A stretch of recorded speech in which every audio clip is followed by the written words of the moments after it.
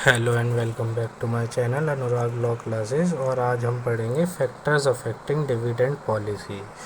तो इसमें पहला पॉइंट आ जाता है प्रॉफिटेबिलिटी। तो कंपनी जो होती है एक स्टेबल और अगर कंपनी के पास स्टेबल और सफिशिएंट प्रॉफिट है तो वो रेगुलरली डिविडेंड को पे करती है। सेकंड पॉइंट आ जाता है ग्रोथ अपॉर्चुनिटीज़। अगर फर्म के पास हाई ग्रोथ इंडस्ट्रीज़ हैं जो कि प्रीफर करती हैं रिटेन्ड अर्निंग को ताकि री इन्वेस्टमेंट की जा सके, तो वो पे डिविडेंड को पे नहीं करती हैं, वो री इन्वेस्ट करती हैं। तो ग्रोथ अपॉर्चुनिटीज़ के द्वारा भी डिविडेंड पे अफेक्ट पड़ता है। Cash flow adequate, third point आ जाता है कैश फ्लो। तो अगर एडिक्वेट कैश फ्लो है तो उसको जो है तो डिविडेंड पेमेंट को सस्टेन किया जा सकता है और बिजनेस के ऑपरेशन या ग्रोथ प्रोस्पेक्ट को कोई भी हानि नहीं होगी। ठीक है। फोर्थ आ जाता है टैक्स कंसीडरेशन। तो dividend payment are taxable to shareholder. तो डिविडेंड की जो पेमेंट है उस पर टैक्स लगता है जब वो शेयर होल्डर को दिए जाते हैं। तो टैक्स पॉलिसी या फिर रेट इन्फ्लुएंस करते हैं डिविडेंड पॉलिसी के डिसीजंस को। लीगल रेस्ट्रिक्शंस, कंपनी जो है कंप्लाई करती है लीगल रिक्वायरमेंट और रेस्ट्रिक्शंस।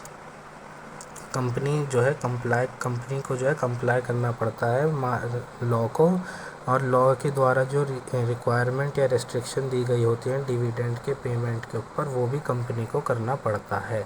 सिक्स्थ पॉइंट आता है इन्वेस्टमेंट अपॉर्चुनिटीज़। तो अगर अगर अवेलेबिलिटी है प्रॉफिटेबल इन्वेस्टमेंट अपॉर्चुनिटीज़ की जो कि इन्फ्लुएंस करता है अर्निंग्स को और अमाउंट ऑफ अर्निंग्स को या फिर और अमाउंट ऑफ रिटेन्ड अर्निंग्स को या फिर पेड आउट एज डिविडेंड को।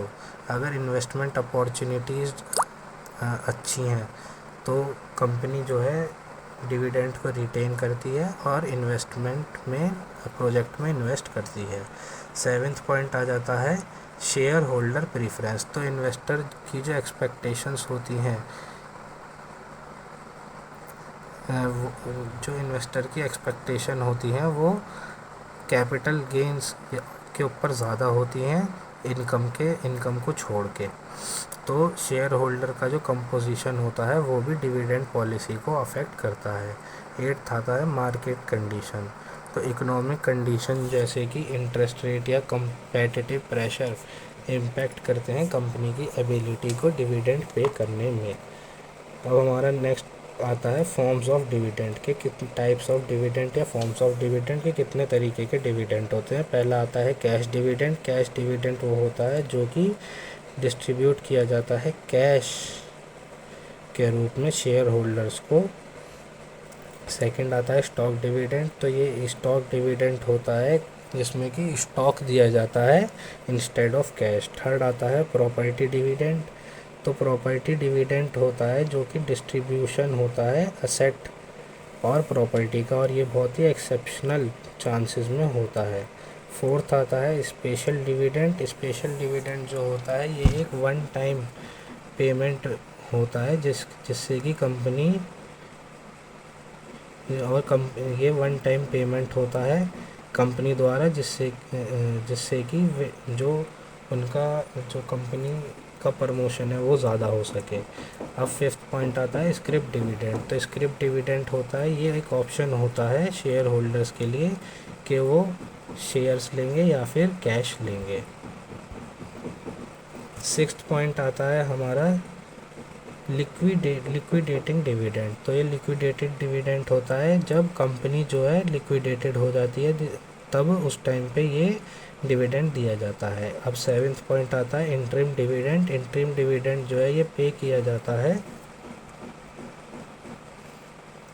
इंटरिम डिविडेंड जो है पे किया जाता है कंपनी की एनुअल जनरल मीटिंग में, जो कि और ये हर क्वार्टरली या सेमी या तो ये हर 4 महीने बाद या 6 महीने बाद दिया जाता है। एट्थ पॉइंट आता है रेगुलर डिविडेंड। तो ये एक रूटीन पेमेंट होता है जो कि पीरियोडिकली दिया जाता है, या तो एनुअली या क्वार्टरली या हर 6 मंथ के बाद। अब हम पढ़ते हैं टाइप्स ऑफ डिविडेंड पॉलिसी। तो पहली डिविडेंड पॉलिसी है स्टेबल डिविडेंड पॉलिसी। तो कंपनी जो है मेंटेन करती है स्टेडी और gradual increasing dividend pay out over the time. Second point आता है कांस्टेंट पे आउट रेशियो पॉलिसी। एक फिक्स्ड परसेंटेज जो है अर्निंग की वो पे की जाती है dividend in the form of dividend. Third आता है हमारा रेसिडुअल डिविडेंड पॉलिसी। तो डिविडेंड जो है वो पे किए जाते हैं रेसिडुअल अर्निंग में से जब सारी फंडिंग या एनपीवी और फाइनेंशियल नीड्स जो है ख़त्म हो जाती हैं, उसके बाद जो डिविडेंड पे किया जाता है उसे रेसिडुअल डिविडेंड पॉलिसी कहते हैं। अब हमारा फोर्थ पॉइंट आता है irregular dividend policy. Irregular dividend policy जो है वो बेस्ड होती है अनप्रिडिक्टेबल और फ्लक्चुएटिंग अर्निंग और कैश फ्लोज के ऊपर। फिफ्थ पॉइंट आता है हाइब्रिड डिविडेंड पॉलिसी। तो हाइब्रिड डिविडेंड पॉलिसी है जो कि कंबाइन करती है डिफरेंट पॉलिसीज़ को, जिससे कि स्पेसिफिक फाइनेंशियल और स्ट्रेटेजिक ऑब्जेक्टिव्स को मीट किया जा सके। सिक्स्थ आता है नो डिविडेंड पॉलिसी। जो कुछ कंपनी होती हैं वो ग्रोथ ओरिएंटेड फर्म होती हैं और वो चूज़ करती हैं कि उनका जितना भी प्रॉफिट है वो उसे री इन्वेस्ट करेंगे और कोई भी डिविडेंड नहीं देंगे। सेवेंथ आती है low regular dividend with extra dividend policy. तो ये एक बेस लेवल की रेगुलर डिविडेंड होते हैं जो कि पे किया जाता है। एक बेस लेवल होता है जो डिविडेंड द्वारा पे किया जाता है रेगुलर इंटरवल पे, और इसमें कोई भी एडिशनल या एक्स्ट्रा डिविडेंड जो है नहीं दिया जाता जब तक कि अर्निंग जो है एक सर्टेन पॉइंट तक नहीं पहुंच जाती है तब तक। एट्थ पॉइंट आता है टारगेट डिविडेंड पॉलिसी। तो कंपनी जो है एक टारगेट फिक्स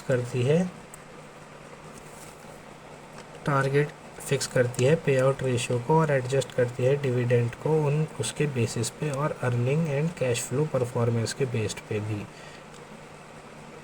अगर आप मेरी वीडियो यहाँ तक देख रहे हैं तो आपका बहुत बहुत धन्यवाद।